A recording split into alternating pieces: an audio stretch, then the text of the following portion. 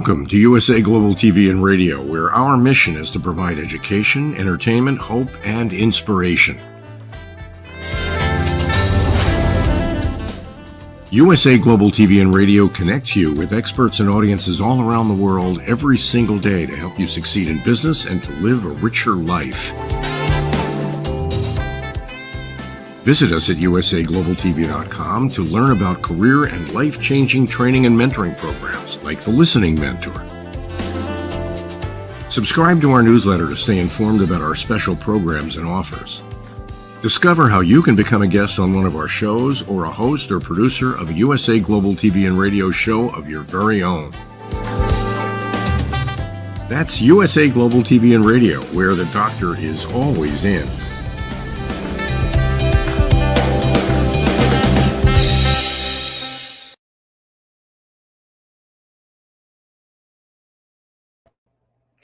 Hello, everyone, and welcome to USA Global TV and Radio, where we provide world-class education, entertainment, hope, and inspiration. I'm Dr. Jacalyn Kerbeck, and our show today is Coexistence and Sustainability with Pet Psychic Aminah. Our topic is the joy of having cats as pets, care tips and benefits. Let's welcome the star of our show, joining us from sunny California. Her name is Pet Psychic Aminah, and she's truly an advocate for coexistence and sustainability. Welcome to the show. Hello. Thank you so much. Love our background all the time. It's so sunny, and it's sunny where I am. It's sunny where you are. So it's a great way to get everybody in the mood for wonderful topics. Thank you. Thank you. Thank you. So we know that you are an expert when it comes to all things about pets, whether it's training pets, whether it's communicating with pets. We also know that you've had dogs and you now have cats. But before we get into all of that, would you please share with us a little bit about when you realized you were so passionate about talking with the animals? Wow. When we're all little kids, and I am the fifth child of two very, very busy parents. Mom was full-time on us, and dad was in a high school coach and teacher. So we had him eventually as that. We played sports, every single thing. My dad was one of six brothers and one sister, and it was like the Olympics. Every time we all got together, it was sports, it was whatever had a ball, and we didn't do a lot of track or racing or anything like that.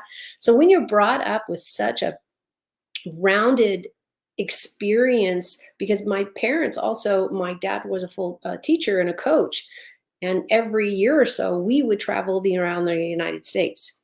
And I got Alaska in my senior year, so got a ball out of the way. And what my parents, I think, were really teaching us, sadly they're past now to ask, is to be engaged with other cultures. My parents always hosted people from abroad. Being that my dad was a teacher, my mom was a teacher, they interacted with teachers from all over the world. And guess what?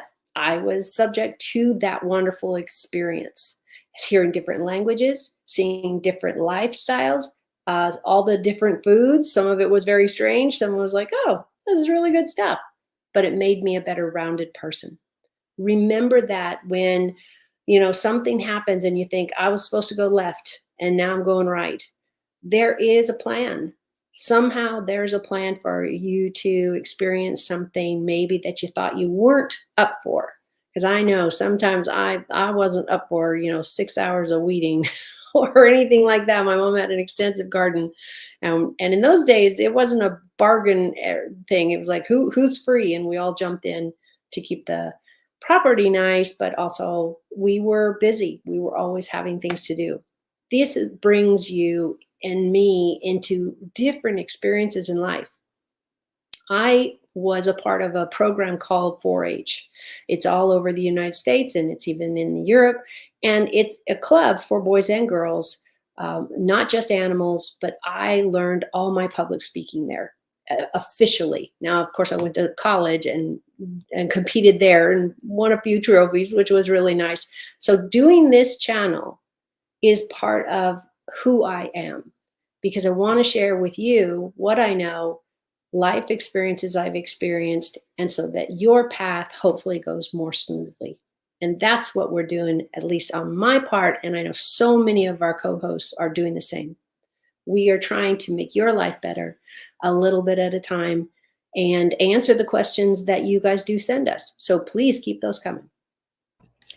Fantastic. Thank you so much. I think your screen's a little okay, now you're back. You're back. All right, go. Yay. So there are obviously many different types and breeds of cats. Right. And some, I'm sure, make for better pets than others, meaning I know some cats are actually outdoor cats. Yep. Some cats are indoor cats, maybe some are both. And then some are the type of cats that are very big, that are out in the wild or in a zoo. You've ever seen a Manx? That's a whole lot of cat. A little bit of background about the various types of cats. Well, I don't know all of them just off the cuff of my sleeve. I of course, we can all Google them. What I want you to take apart is, and in all of this is, it's not necessarily necessary. Is that a thing? That you pick a specific breed. Now, that is a great place to start when you're adopting, especially for the first time. And you're going to hear us continuously repeat adopting. I don't really want us to get into the habit of supporting new litters. We have so many fabulous, doesn't need to be purebred, it can be a mixed breed, it could be whatever. We have so many pets that are stuck in shelters, stuck in cages for the rest of their lives if they're not in a kill shelter, and that's a whole nother sad conversation. But there are so many lives waiting to be loved and adopted and brought into your home. And there's a myriad of whys, while maybe they're not trained, maybe that, well, that's your job.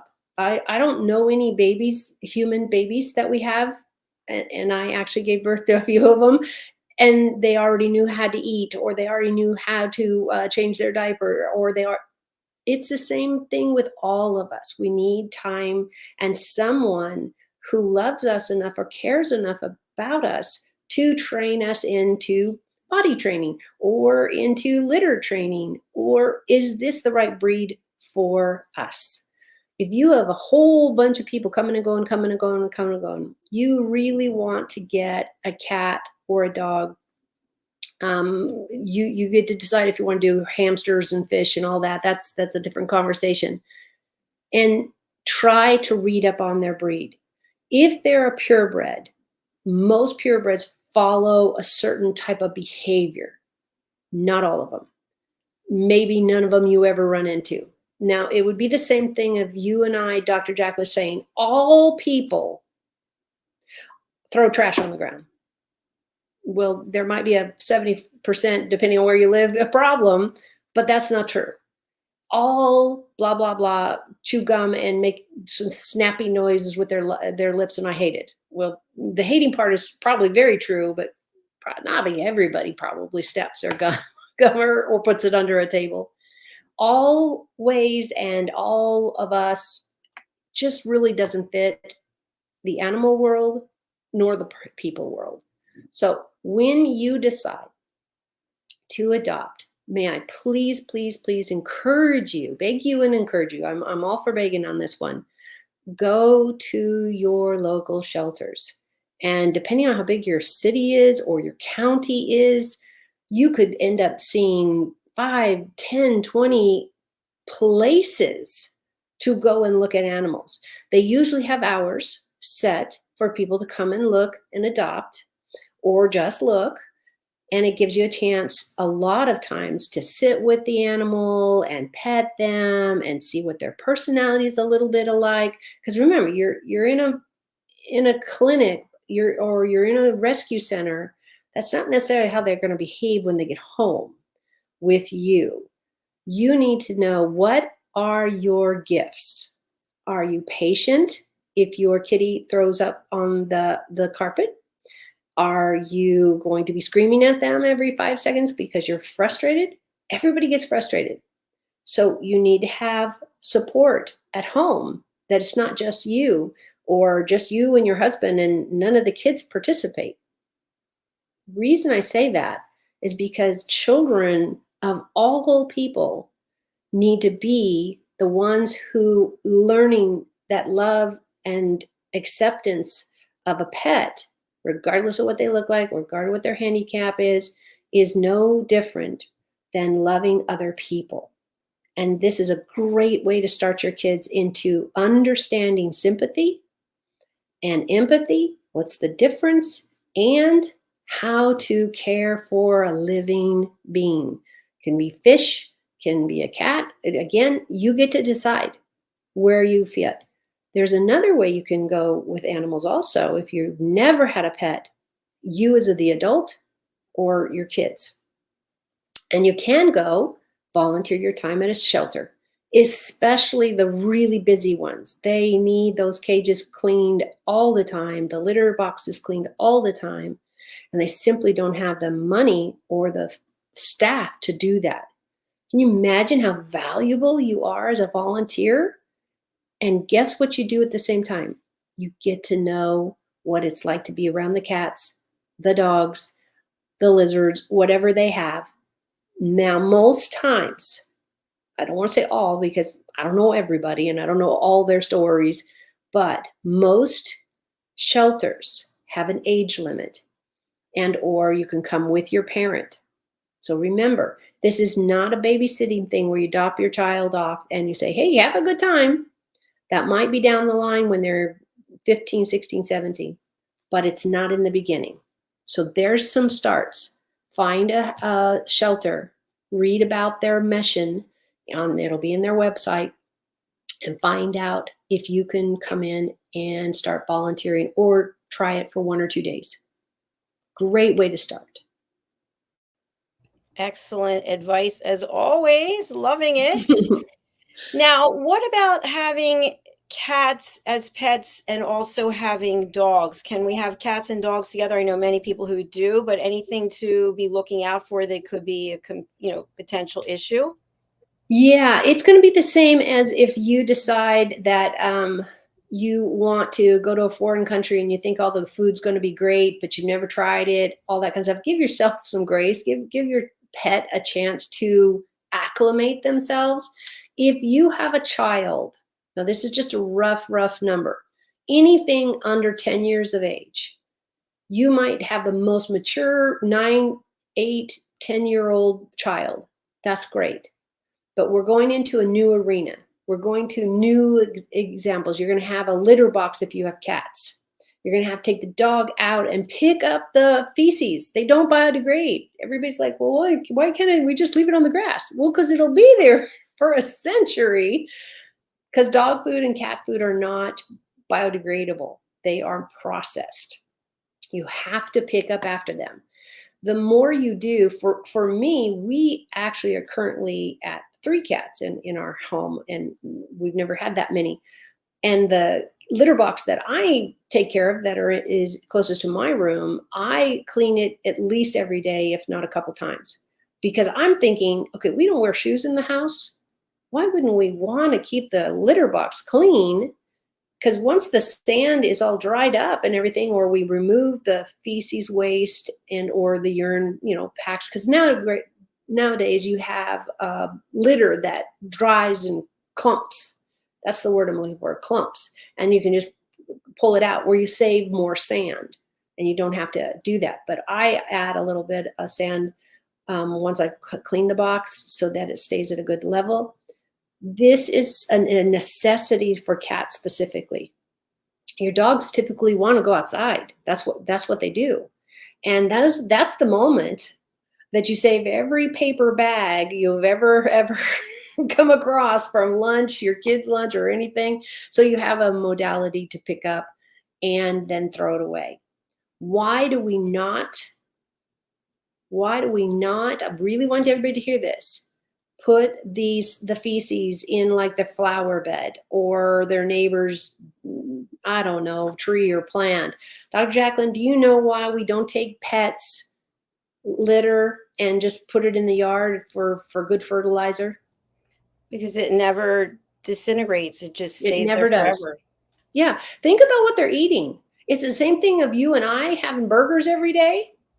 And we're like, yeah, that's not helping my skin. That's not helping my achy back or whatever. Animals are no different. If you have a bird and they're dropping it everywhere, but they only eat seeds and they have this little bitty. I mean, you're an expert at this in the bird department because you guys had a few on your house, and they're messy and they're icky and nobody wants to deal with that. But there's other ways for that. It's another conversation. But when you have a cat or dog or squirrel or whatever as a pet in your home, you owe them not only good food, not just food, good food, healthy food, so that they stay healthy. If your animal's constantly getting sick and you haven't taken it to the vet, well, how do you know what's going on? Is it hay fever? It's possible. It's possible that your animal could get hay fever and be allergic to every plant. That would be tragic and a lot of work. But that's what parents and guardians do. They look out for the best of the whole family, the whole pack. And dogs will really teach you that. And cats are very, very independent. So if you're an independent person and you have a weird work schedule or something, your cat will just go with it. Like right now, no one knows that I'm sitting in my office having this fabulous conversation with you, and not one of the million of cats, it seems like we only have 3, has walked my path and made me want to go, oh, hi, because they're all asleep. And that's what cats do. But later in the afternoon or in the daytime, they'll all come out and say, hey, what are we doing? I want to play. And so we get out a few strings or something like that. But we make time. Think about it when you decide to have children or you already have children. What is one thing, Dr. Jacalyn, can you guess what the one thing that everybody wants? Well-behaved pets. Yeah, no, that's what the owners want. What is you're in a relationship, cat, dog, person, squirrel, the one with the crow on your roof or whatever was on your roof 2 years ago. But we all want to live together harmoniously. We want it to work out. If we don't, then that's a psychological event that you need to go to talk to somebody else. But we really want, you have these amazing lizards in your area. I have these amazing birds. They poop everywhere, just literally everywhere. So you don't leave anything out you want. Like we don't leave lawn chairs out. And I can imagine you don't either. You've got all kinds of iguana things and that kind of stuff. You can't leave those out. So remember, safety for animals is really pivotal on our lifestyle. If you think just throwing a gum wrapper is okay, you're going to realize that gum wrapper is going to be around for the next 15 years. That doesn't sound like it's okay because the plant can't use it. We can't use it. The soil can't use it. Anybody getting a theme here? Pick up your trash because we have really done, global warming is on us because we got out there and used the gas engines and had the back of our before we had pipe. The pipes going through your car to put all that soot and horribleness of what we've done with the whole planet. And we're doing better. And I just want to encourage everybody, just keep it up. Keep it up. There's a way to catch rainwater. And for a long time, I don't know where it is now. And if you know, Dr. Jacalyn, because you get a lot more rain than we do, is it considered acid rain still, or is it now healthier rain? I don't know.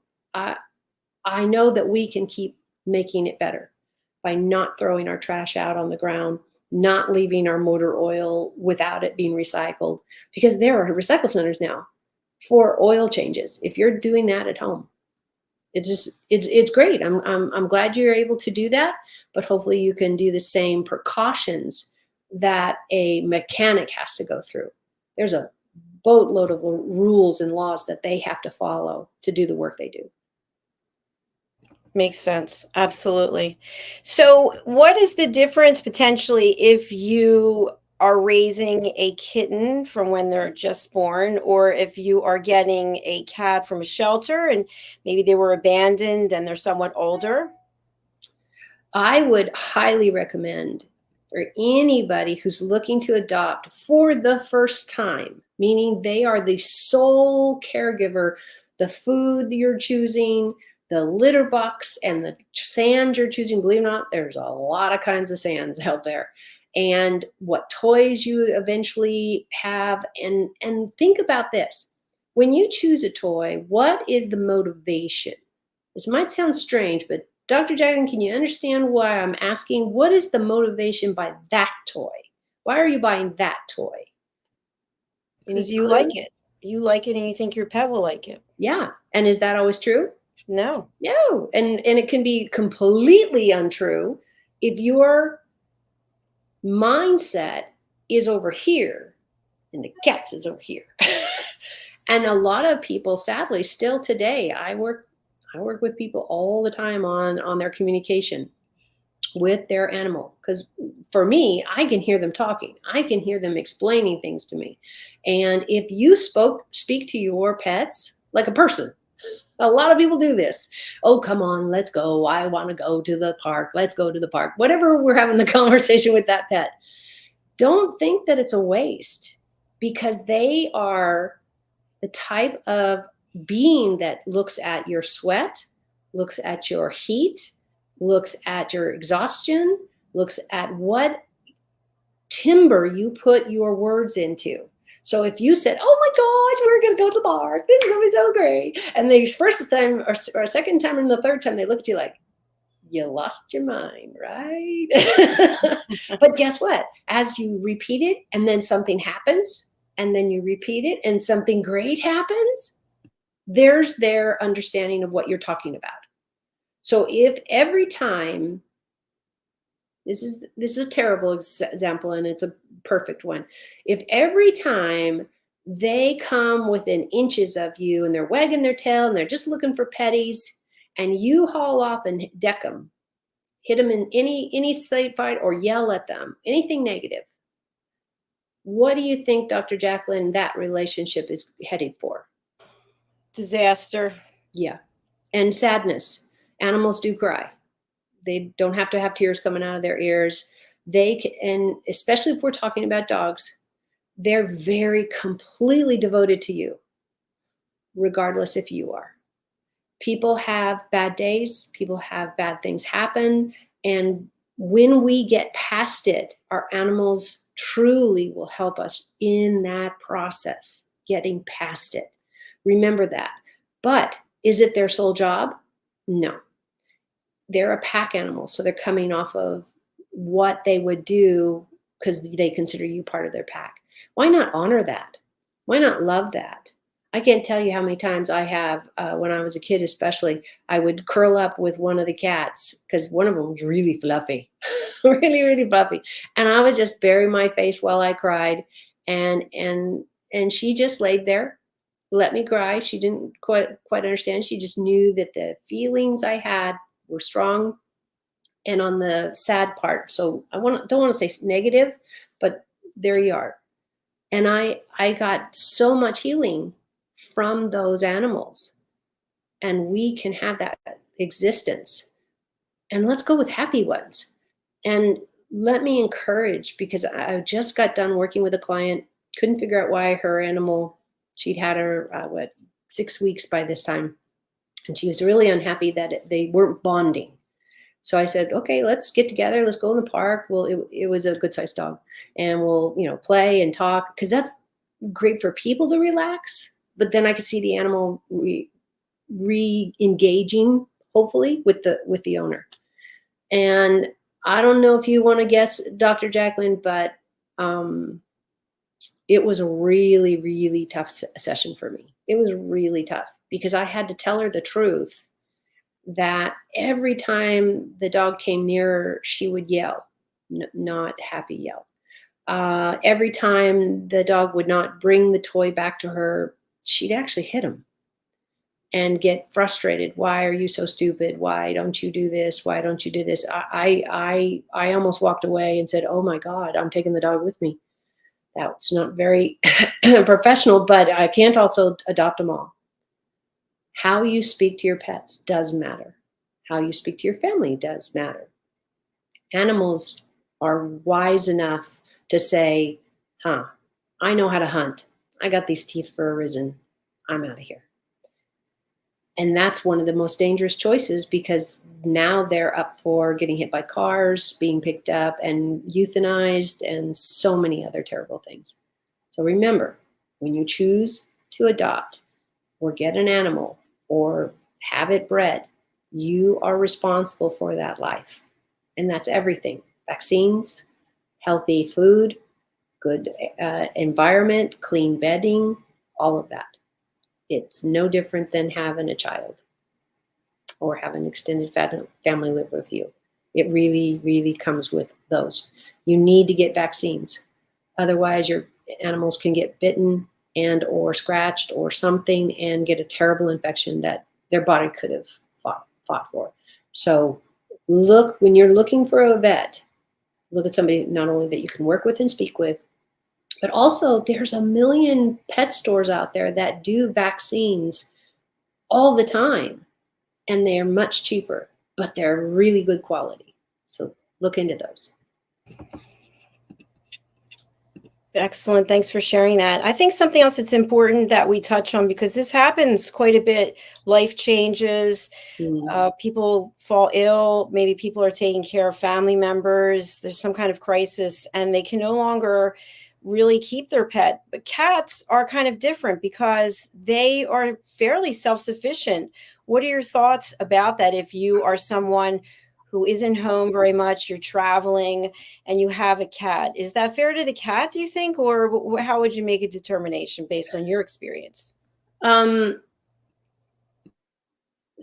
Complicated, and can be, just depending on the situation. But it's not like you can leave the cat. You can physically. The cat will still survive, and maybe not thriving as much as we'd like to see. But cats are independent, just what you said. So you could literally leave them all day and they go, hey, hi, go back and lay down. Once they said hi to you, because I don't know you, a lot of times, different parts of our careers and our lives, I was coming home and I was dead tired. I was like, oh, the cat needs food. And oh my gosh, the cat needs this. And it was really tough when my kids were younger and we were running around from class to class, and I was working part-time, and then I was working full-time. Oh my gosh, it was a lot. Prioritize where you need your mental health, where you need your physical health. And sometimes I have been faced with this. It almost broke me in half. I was in a transition and was moving somewhere else. I was literally changing states and that type of stuff. And I had this cat that I had rescued, and she'd only been with me, I don't know, 10, 15 weeks, not a terribly long time, maybe even a half a year. And I looked around and asked all my friends, all the people I was moving away from, I said, I can't take her. I'm going to live right now with my daughter, and that's not going to work right now. I don't know when or if I can. There are choices. Remember, if you're going to adopt any pet at all, and the shelters will tell you the same thing, please think about their life expectancy. If they're supposed to leave 30 years, 15 years, 2 days, whatever, you need to have that commitment in your head. Is it possible that earthquakes happen? Absolutely. So kind of always possibly, especially if you are ill. We talked about this with people at end of life, is put your pets in the will so that either your accountant leaves money to the people who adopt your animal, and or you have a family member who's already committed to taking that animal on. These are things you have to do. Things happen in the middle of the day or the middle of the year, and you go, oh my gosh, I got in a car accident and I can't afford this.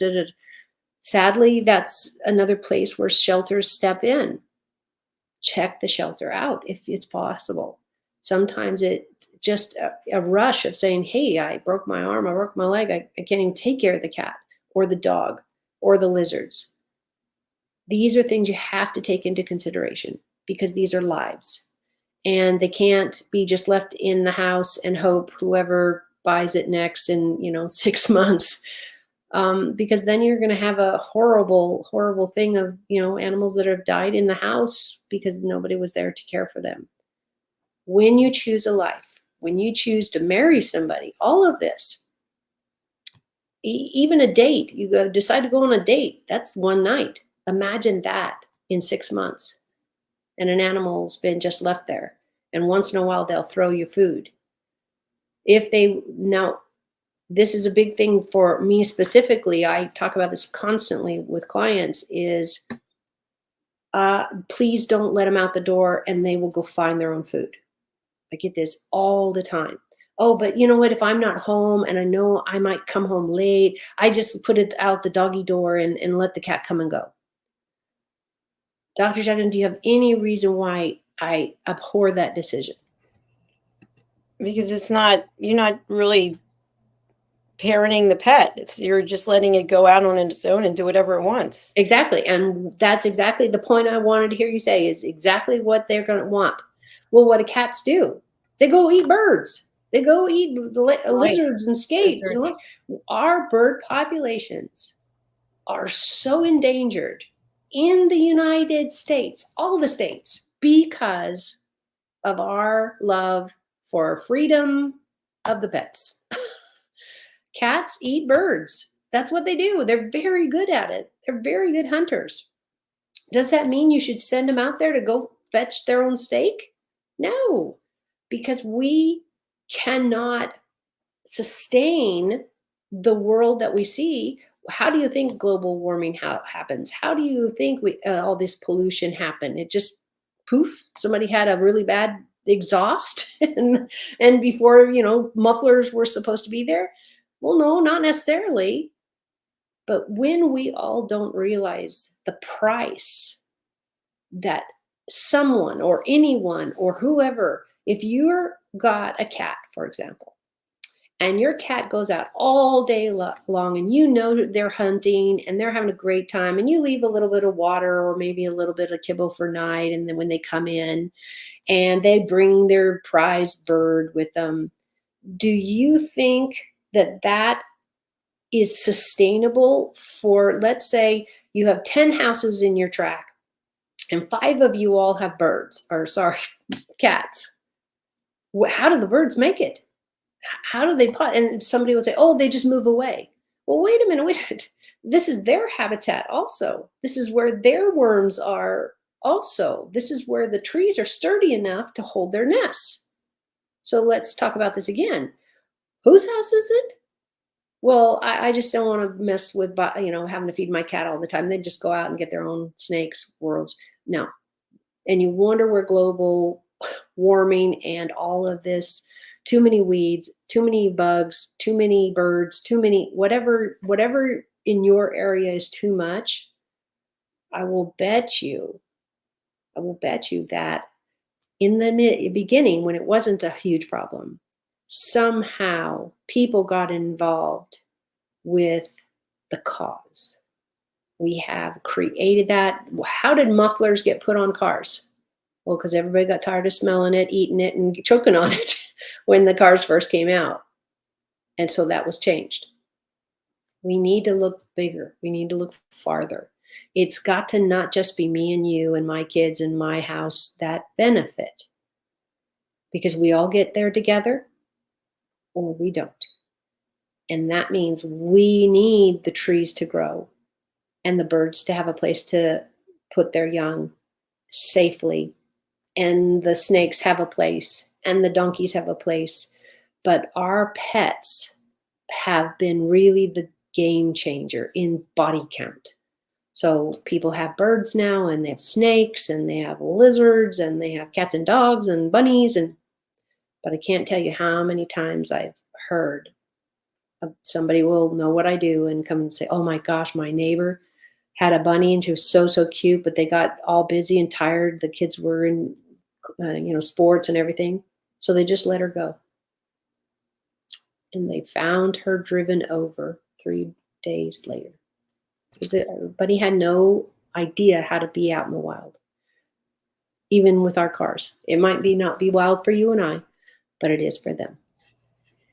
Absolutely heartbreaking for sure. Unbelievable that that kind of thing happens. But you're right. You let the pet go outside and you don't know what's going to happen. So we would just encourage anybody who's watching or listening to be mindful of where your pets are. And if you have a door that's open, things can come in and things can come out. Oh, I mean, yeah. that's the way that it works. I want to make sure we share something because I think this is important. You are very active on LinkedIn and this is your profile. So for people who are out there and they'd like to contact you, and there's many reasons to contact you, whether it's for reading or whether they're interested in hiring you as a speaker or whether they're interested in training, connecting with their pets, this is your LinkedIn profile. So I'm going to ask for people to go there and connect with you. Absolutely. And also to go onto your Facebook page. So we have reached the end of our show for today. It's gone by so fast, as always. I'm going to put up your banner again. Thank There's you. your website, which is bridgingworlds.us, and your Facebook page, which is Bridging Worlds. Thank you, Pet Psychic Aminah. Thank you, everyone who's watching or listening. And we'll be back next Friday with another episode. Absolutely. And if anybody wants to hear something specific, give us a Dr. Jacalyn a message.